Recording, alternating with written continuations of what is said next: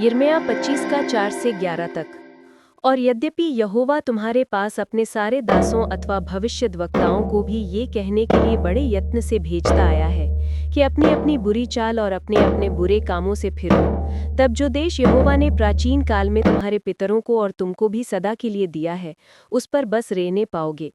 परंतु तुमने न तो सुना और न कान लगाया है।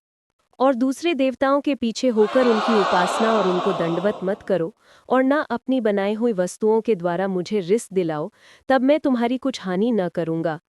ये सुनने पर भी तुमने मेरी नहीं सुनी, वरन अपनी बनाई हुई वस्तुओं के द्वारा मुझे रिस दिलाते आए हो, जिससे तुम्हारी हानि ही हो सकती है। यहोवा की यही वाणी है। इसलिए सेनाओं का यहोवा यूं कहता है कि तुमने जो मेरे वचन नहीं माने, इसलिए सुनो, मैं उत्तर में रहने वाले सब कुलों को बुलाऊंगा और अपने दास बाबुल के राजा नबूकदनेस्सर को बुलवा भेजूंगा, और उन सबको इस देश और इसके निवासियों के विरुद्ध और इसके आसपास के सब जातियों के विरुद्ध भी ले आऊंगा। और इन सब देशों का मैं सत्यानाश करके इन्हें ऐसा उजाड़ दूंगा कि लोग इन्हें देखकर ताली बजाएंगे, वरन ये सदा उजड़े ही रहेंगे। यहोवा की यही वाणी है।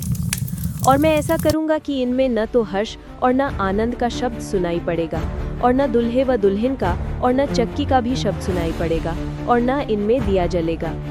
सारी जातियों का ये देश उजाड़ ही उजाड़ होगा, और ये सब जातियां 70 वर्ष तक बाबुल के राजा के अधीन रहेंगी। आज का मनन।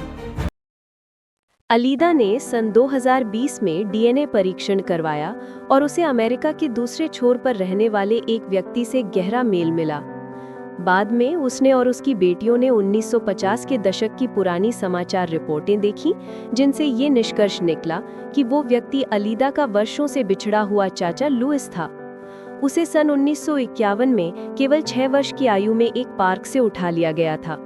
70 वर्ष बाद किए गए इस डीएनए परीक्षण ने अंततः उसे उसके वास्तविक परिवार से पुनः मिला दिया। अलीदा ने कहा कि हमारी कहानी अन्य परिवारों की भी सहायता कर सकती है। मैं कहूंगी, हार मत मानना। 70 वर्ष आशा को जीवित रखने के लिए बहुत लंबा समय होता है। यिर्मयाह और यहूदा के लोग भी दुखी और भयभीत रहे होंगे जब परमेश्वर ने कहा कि वे बाबुल के राजा की दासता 70 वर्ष तक करेंगे। यिर्मयाह 25 का 11। लेकिन उन्होंने परमेश्वर की बात नहीं सुनी और अपनी बुरी चाल और आचरण से फिरना नहीं चाहा। यिर्मयाह अध्याय 5 कहता है कि उनकी अवस्था इतनी बिगड़ गई थी कि वे भय और तिरस्कार का कारण बन गए थे। यिर्मयाह की पुस्तक में 30 से अधिक स्थानों पर लिखा है कि लोगों ने परमेश्वर की नहीं सुनी। 70 वर्ष उन्हें अनंत जैसे लगे होंगे, परंतु परमेश्वर उनके साथ रहने वाला था और उसने वचन दिया कि कठिन समय एक दिन समाप्त हो जाएगा। यिर्मयाह 29 का 10।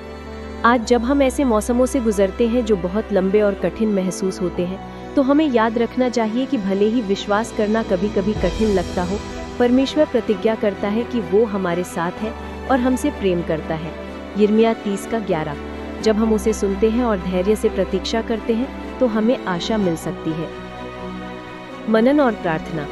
कठिन समयों को सहना कैसे संभव है? परमेश्वर की प्रतिज्ञाओं में हमें सांत्वना कहाँ मिल सकती है? हे प्रेमी परमेश्वर, कृपया मेरी सहायता कर कि मैं आशा तुझ में ही पा सकूं। आज की सीख। यहूदा के लोग हठी और पश्चाताप न करने वाले थे। वे बार बार परमेश्वर पर भरोसा करने से इनकार करते रहे और मूर्ति पूजा के कारण मिलने वाली उसकी चेतावनियों को खुलकर अनदेखा करते रहे। बाबुल की सेना उनके देश को उजाड़ देगी और वे 70 वर्ष तक बाबुल में निर्वासन में रहेंगे। लेकिन परमेश्वर ने उन्हें नहीं छोड़ा। उसने उन्हें अपने साथ होने और अपने प्रेम का आश्वासन दिया। बाबुल के राजा से मत डरो, क्योंकि मैं तेरे साथ हूँ। तुझे बचाऊंगा और तेरे शत्रुओं के हाथ से छुड़ाऊंगा। मैं तुझ पर दया करूंगा और वे भी तुझ पर दया करेंगे और तुझे तेरे देश में लौटा देंगे। आज चाहे हम किसी भी परिस्थिति से होकर गुजर रहे हों, हम परमेश्वर पर भरोसा कर सकते हैं, क्योंकि वो हमसे प्रेम करता है और हमारे साथ है। यदि आपके जीवन में कोई प्रार्थना की जरूरत है, चंगा होने की, शांति की, परिवार की या किसी भी क्षेत्र में, तो कमेंट में सिर्फ अपना नाम और प्रार्थना का विषय लिखें। हम अगली वीडियो में आपके लिए प्रार्थना करेंगे।